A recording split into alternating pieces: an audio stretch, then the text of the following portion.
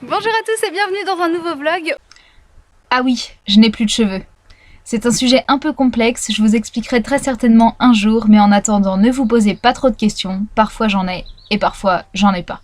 Aujourd'hui est un grand jour puisque nous sortons les petites vaches avec Iriano. Donc je l'ai rentré au box le temps qu'on vérifie les clôtures, qu'on sorte les vaches pour la première fois qui vont être, je pense, un petit peu excitées. Et ensuite on ira les présenter au gros loulou.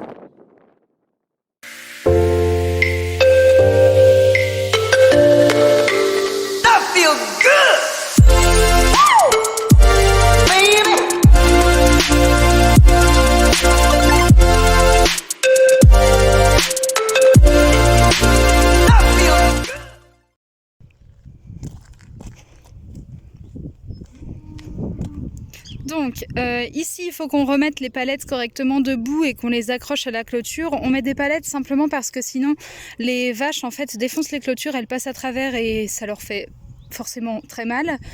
On voudrait mettre du grillage à moutons mais pour le moment on est en plein confinement donc on va pas sortir pour aller acheter du grillage à moutons. On a des palettes, on peut faire autrement donc pour le moment on va faire autrement mais par la suite normalement ce sera plus propre que ça. Et puis après il faut qu'on fasse le tour de toutes les clôtures de l'enclos, qu'on refixe cette barrière là correctement parce que bon, Iriano respecte vraiment bien les clôtures donc moi ça me dérangeait pas forcément que ce soit une ficelle qui tienne cette barrière. Bon, on a dégagé les palettes tout à l'heure, hein. Le pré était pas comme ça quand Iriano était à l'intérieur parce que là il aurait clairement pu se faire très très mal. Et puis comme vous voyez là il y a une barrière qu'on a ouverte en fait pour aller chercher le foin dans la grange là-haut et il va falloir qu'on la referme pour pas que les vaches aillent dans ce local à foin. Et puis je pense qu'on va en profiter pour enlever, je sais pas si vous voyez, mais en fait là-bas là, il y a une auge qui est complètement cassée, donc qui ne sert strictement à rien. Je pense qu'on va la jarreter aussi. Et puis je sais pas si je peux zoomer. Là, on a refait un bac à eau propre, donc avec un peu de cailloux pour pas qu'il y ait de l'eau partout et que ce soit complètement inondé. Et en fait, il va falloir venir tendre un fil sur les piquets que vous voyez sur le côté là, pour pas que les vaches aillent détruire la vanne qui ouvre et qui ferme l'eau tout simplement. On n'a pas trop de problème avec Iriano parce que c'est vrai qu'il respecte assez bien les clôtures, donc personnellement je m'inquiétais pas trop que les clôtures soient pas hyper solides partout, mais les vaches vont sortir pour la première fois et je pense qu'elles vont s'en donner à cœur joie, donc là il faut vraiment qu'on fasse les choses bien si on veut pas les retrouver sur la route demain matin. Ça va Nina? Ça va?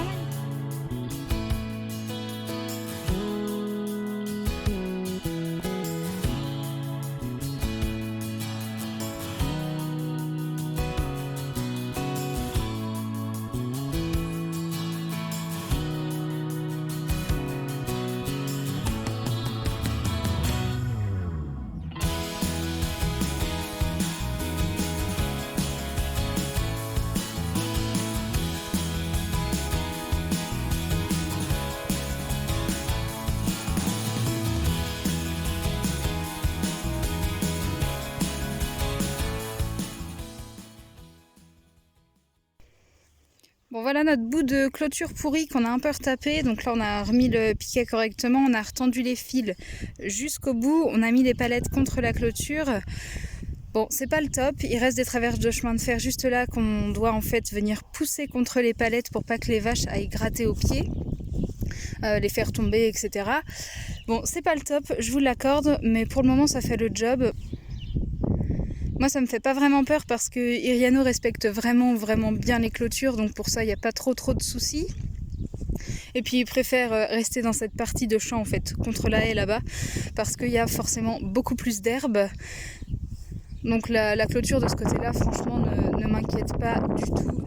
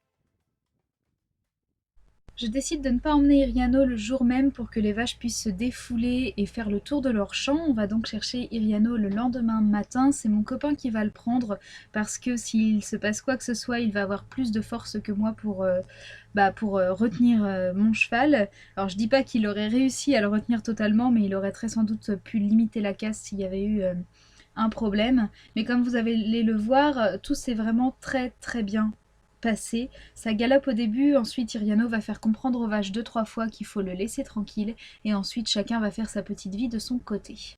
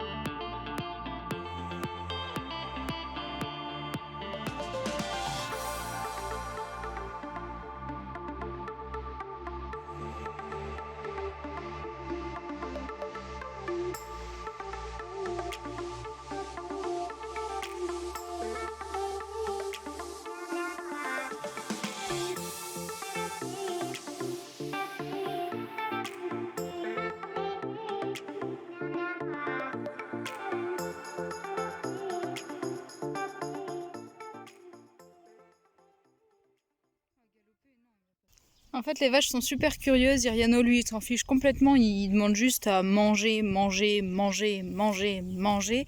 Et en fait, c'est les vaches qui lui courent après. Donc là, ça s'est un peu calmé. Je vais rester un petit quart d'heure, voir comment ça se passe. De toute façon, il y a toujours quelqu'un sur la ferme. Donc normalement, il n'y a pas trop de soucis. Si vraiment il y a un problème, on va m'appeler assez rapidement. Je vais peut-être aller chercher le bonnet anti-mouche d'Iriano parce que là, il y a vraiment beaucoup de mouches. Ce sont des vaches avec lesquelles il a déjà été l'an dernier, donc normalement il n'y a pas de souci du tout. Et regardez comment elles sont curieuses. Regardez ça. Elles s'approchent tout doucement, l'air de rien.